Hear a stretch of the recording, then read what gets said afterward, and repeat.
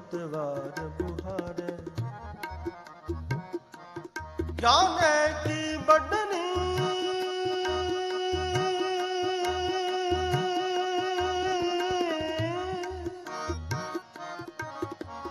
मन हो हाथ ले,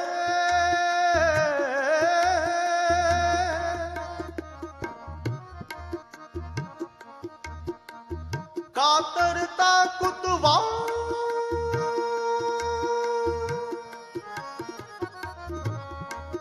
कुतवार बुहारे। जाने की बडनी मन हो हाथ ले,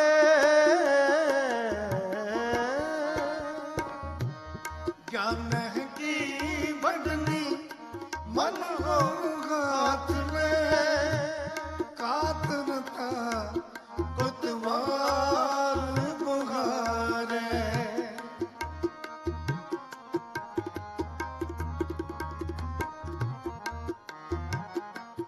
कातरता कुतवार बुहारे। धन जियो तेह को जग में, धन जियो तेह को जग में। मुख ते हर चित में युद्ध विचारे, मुख ते हर चित में जुद विचारे। मुख ते हर चित में युद्ध विचारे। धन जियो तेह को जग में, धन जियो तेह को जग में। देह अनित ना नित रहे, देह अनित ना नित रहे। जस नाम चढ़े भव सागर तारे। जस नाव चढ़े भव सागर तारे। जस नाव चढ़े भव सागर तारे।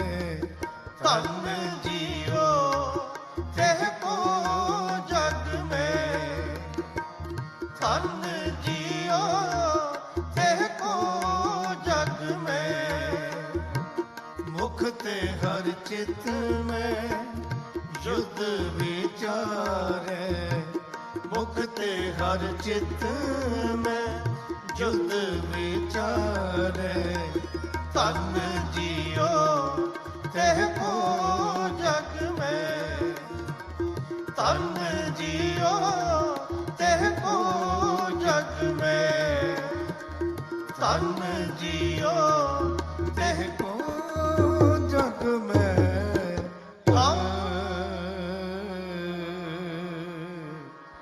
तेह को जग में। इन्नी सेवा प्रवान करनी सब दे प्यार सत्कार दा बहुत बहुत धन्यवाद। अभी ठहर जाओ, अभी ठहर जाओ, 2 मिनट ठहर जाओ। मुझे कोई रसना खाली ना जावे, बड़े प्यार विच आओ।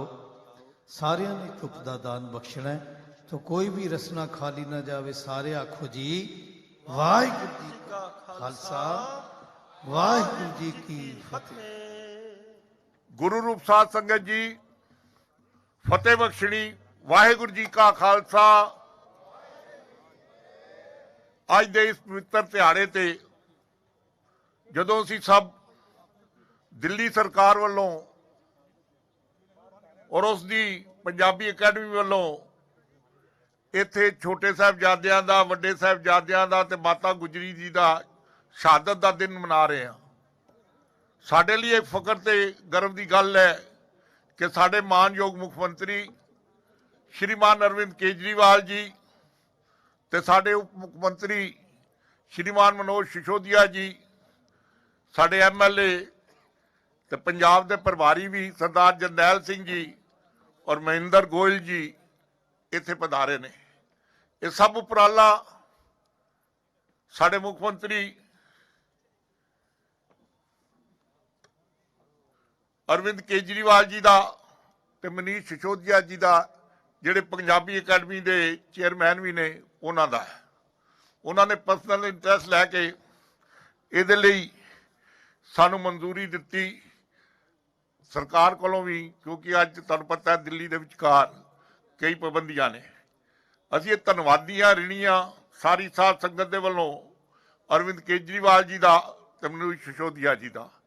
हुणे भाई साहब भाई लखविंदर सिंह जी हजूरी रागी हरमंदर साहब उन्होंने भी सिरों पाओ राई मनीष सिसोदिया जी ने, जरनैल सिंह जी ने ते साडे हरमन प्यारे मुख मंत्री अरविंद केजरीवाल जी ने दुशाले राई ते दिल्ली सरकार वालों एक तुच्छ भेटा भी इस तरह के इन्हां शब्दां दे लई भेंट की है।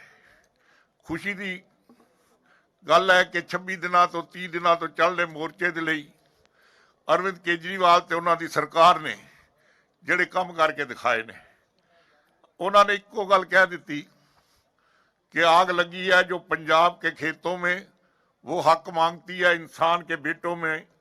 और अपनी सरकार नूं सिक्के ते लगा के विधानसभा का स्पैशल सैशन बुला के तीनों बिल्लां जिन्हां दे लई तुसीं लड़ रहे हो उन्होंने पाड़ दिता सदा लई, और बाहर साडे MLA ने उन्होंने जला भी दिता। इस गल दे लई एक जकारे दे नाल उन्हां नूं असीं जी आया कहांगे, बोले सोनहाल। गुप्ता जी साडे मानयोग MP भी माफी देणगे, मैं नहीं ध्यान किया, वो भी आए दे ने इस संगत दे विच, साडे राज्य सभा के MP ने। मैं बहुत लंबा इस प्रोग्राम नूं ते कानपुरी जी आए दे ने, उन्हां दे विच नहीं आना। मैं विनय करांगा सिर्फ 2 मिनट वास्ते मनीष सिसोदिया जी नूं आण ते उस तो बाद अरविंद केजरीवाल जी अपने विचार रखणगे। श्रीमान मनीष सिसोदिया जी साडी पंजाबी अकैडमी के चेयरमैन भी नहीं और दिल्ली के उप मुख्यमंत्री भी, उन्हां नूं निवेदन है।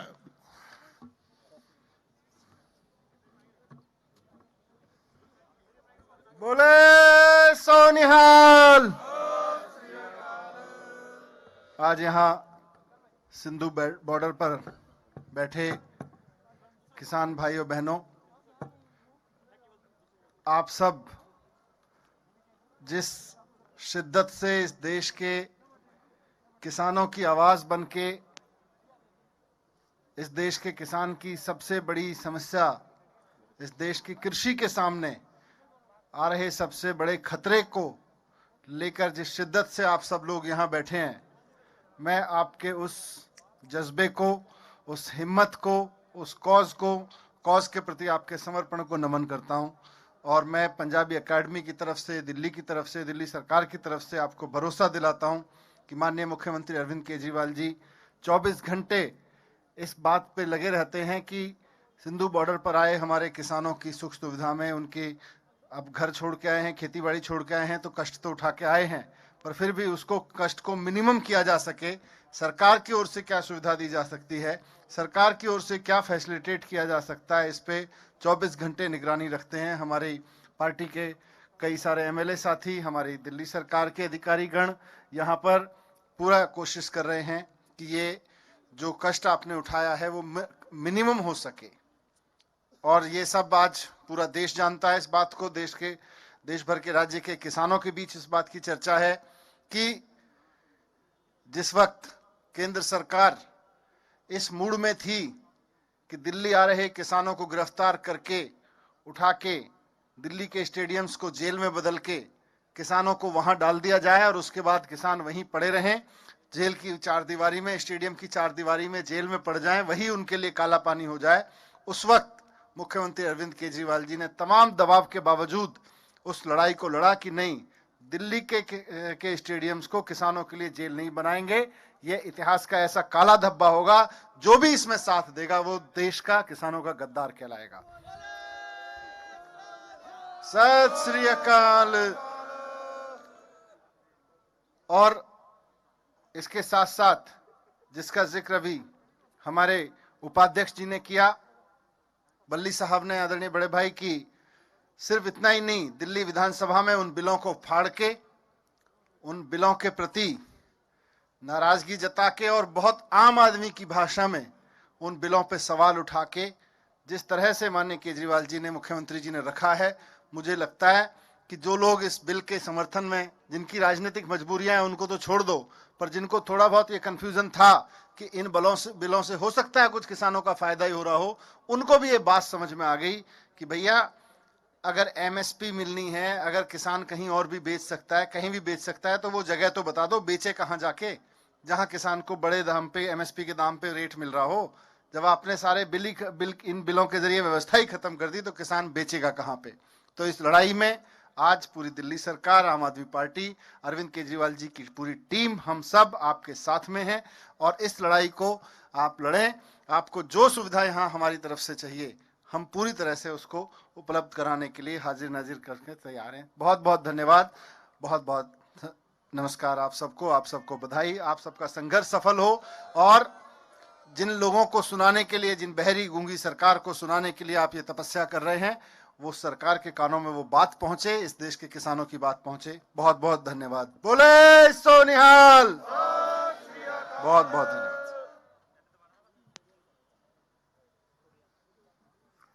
फतेह बख्शना। वाहिगुरू जी का खालसा, वाहिगुरू जी की फतेह। मैं हुण बिनय करांगा दिल्ली के मानयोग मुख्यमंत्री अरविंद केजरीवाल जी नूं, जिन्हां ने वल अज सारे देश दीयां निगाहां ने एक आशा ते उम्मीद की किरण बन के सारे देश चमक रहे ने।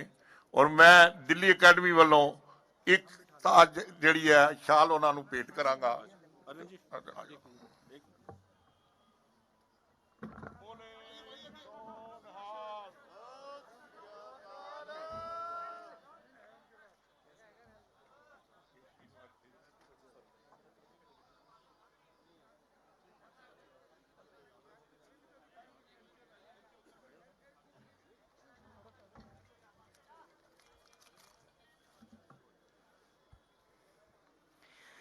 बोले सोनिहाल। वाहिगुरु जी का खालसा, वाहिगुरु जी की फतेह। दोस्तों, आज हम सब लोग गुरु गोविंद सिंह जी के साहिबजादों और माता गुजरी देवी जी की सुप्रीम शहादत, माता गुजरी कौर जी की सुप्रीम शहादत को नमन करने के लिए इकट्ठे हुए हैं। हम पूरे दिल से उनकी शहादत को नमन करते हैं और मैं समझता हूं कि शायद मानव जाति के पूरे इतिहास में, केवल भारत नहीं पूरी दुनिया के इतिहास में इस किस्म की शहादत की दूसरी मिसाल देखने को नहीं मिलती है।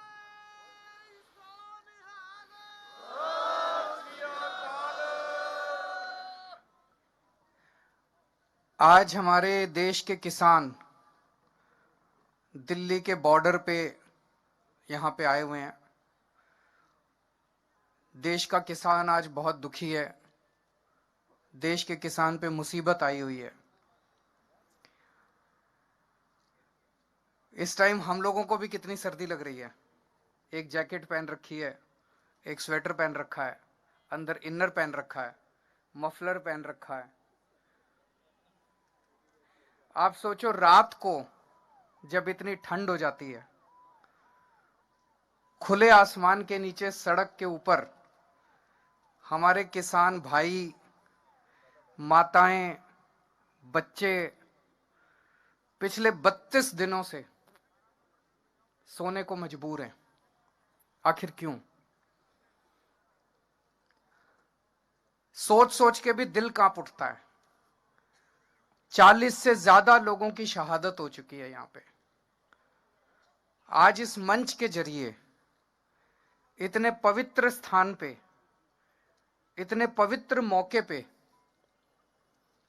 मैं हाथ जोड़ के केंद्र सरकार से अपील करता हूं, ये अपने ही लोग हैं, हमारे ही लोग हैं, हमारे भाई हैं, हमारी बहनें हैं, हमारे बुजुर्ग हैं, ये अपने ही देश के लोग हैं। इनकी बातें सुन के, इनकी मांगें पूरी करके वो तीनों कानून वापस ले लो। और इन लोगों के संघर्ष को यहीं खत्म करो। अब और कितनी शहादत लेना चाहते हो आप? पता नहीं किस किस तरह की बातें की जा रही हैं, तरह तरह से। ये सभी सरकारों का एक तरह से हथियार होता है। मेरे को याद है जब अन्ना आंदोलन में हम लोग बैठा करते थे, हमें भी बदनाम किया जाता था। आज किसानों को कहा जा रहा है आतंकवादी हैं, किसानों को कहा जा रहा है राष्ट्रद्रोही हैं। अरे किसान आतंकवादी हो गए और किसान राष्ट्रद्रोही हो गए तो तुम्हारा पेट कौन भरेगा? तुमको रोटी कौन देगा उसके बाद? 70 साल से किसानों को, अपने देश के किसानों को सबने धोखा दिया। सारे नेताओं ने धोखा दिया, सारी पार्टियों ने धोखा दिया। किसानों ने केवल और केवल धोखा देखा है अभी तक। सारी पार्टियां कहती थी तुम्हारे लोन माफ करेंगे, किसी ने लोन माफ नहीं करे। सारी पार्टियां चुनाव के पहले कहती थी तुम्हारे बच्चों को नौकरी देंगे, किसी ने नौकरी नहीं दी। अब ये तीनों कानून लेके आए हैं, इन तीनों कानूनों के जरिए भी इनकी खेती भी छीनना चाहते हैं। किसान के पास खेती के अलावा तो कुछ होता नहीं है, उनकी खेती भी छीनना चाहते हैं। उनकी खेती भी उठा के बड़े बड़े 2-4 इनके पूंजीपति दोस्त हैं उनको देना चाहते हैं। अगर खेती भी चली गई किसान की तो फिर वो कहां जाएगा? और तो तुमने इनके लिए कुछ करा नहीं। खेती करता है बेचारा किसान, खेती भी चली गई तो किसान कहां जाएगा फिर? तो जितने किसान, आप सोच के देखो, इतनी ठंड में अपने घर के बुजुर्गों को और बच्चों को लेके जितने किसान बैठे हैं, वो अपने सर्वाइवल के लिए बैठे हैं। क्योंकि अब आर पार की लड़ाई बन गई है। जब खेती भी चली जाएगी और खेती पे बड़े बड़ी कंपनियों का अधिकार हो जाएगा तो किसान के पास कुछ भी नहीं बचेगा। तो अपनी खेती को बचाने के लिए बैठे हैं। अभी केंद्र सरकार ने, इन्होंने अपने सारे बड़े बड़े नेताओं को उतार दिया मैदान में। इन्होंने सारे मंत्री उतार दिए, सारे इनके मुख्यमंत्री उतार दिए। इन्होंने मैदान में आके भाषण दे रहे हैं, इस कानून से किसानों का फायदा है, इसके कारण। मैंने इनके सारे भाषण सुने,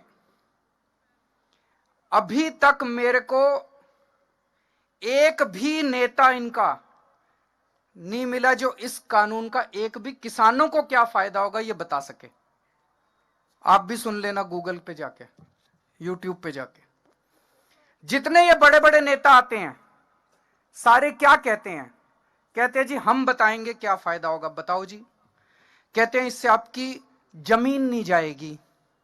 तो ये कोई फायदा हुआ? जमीन तो है ही आज हमारे पास। इससे आपकी एमएसपी नहीं जाएगी, तो ये कोई फायदा हुआ? इससे आपकी मंडी नहीं जाएगी, ये कोई फायदा हुआ? तो फिर कानून क्यों लाए हो? कानून फाड़ के फेंक दो। आज भी नहीं गई, कानून फाड़ के फेंक। तो इनको कोई फायदा नहीं बता रहे, वो कह रहे कोई नुकसान नहीं होगा,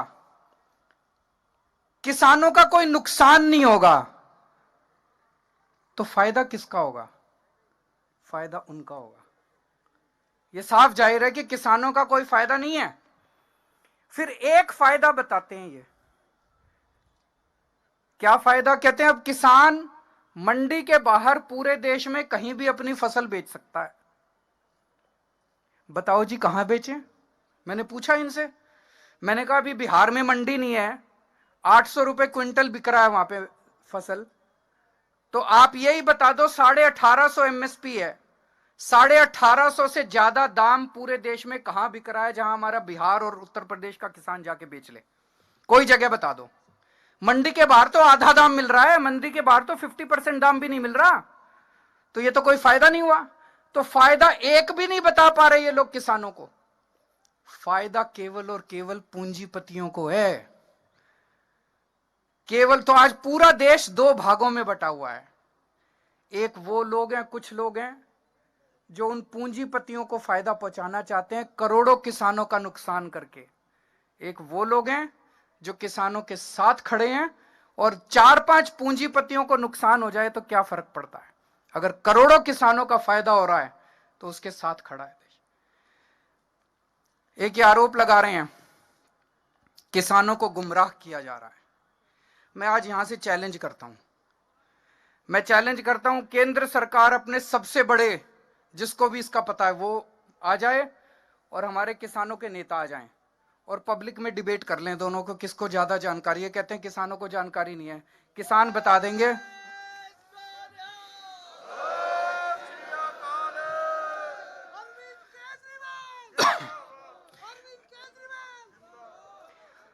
मैंने किसान जत्थेबंदियों के जितने नेता हैं, मैंने इनके भी सारे वीडियो सुने हैं। इतने शानदार तरीके से ये आपको संविधान समझा देते हैं। इनको सारा संविधान पता है, इनको सारा कानून पता है। मुझे पूरा यकीन है जितना इनको पता है उतना तो इनके मंत्रियों को भी नहीं पता होगा।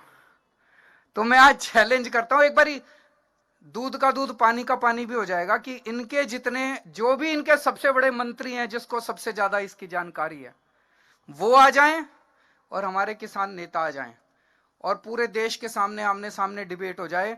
पूरे देश को पता चल जाएगा ये कानून कितने खतरनाक हैं और ये कानून कितने गंदे हैं। तो मैं आज उम्मीद करता हूं इस पवित्र स्थान से कि केंद्र सरकार और किसानों की शहादत ना करवाए। 40 से ज्यादा किसान शहीद हो चुके हैं और अब इनकी आर पार की लड़ाई है।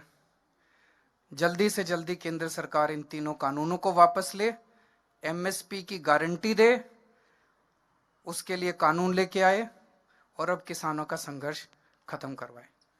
बहुत बहुत शुक्रिया।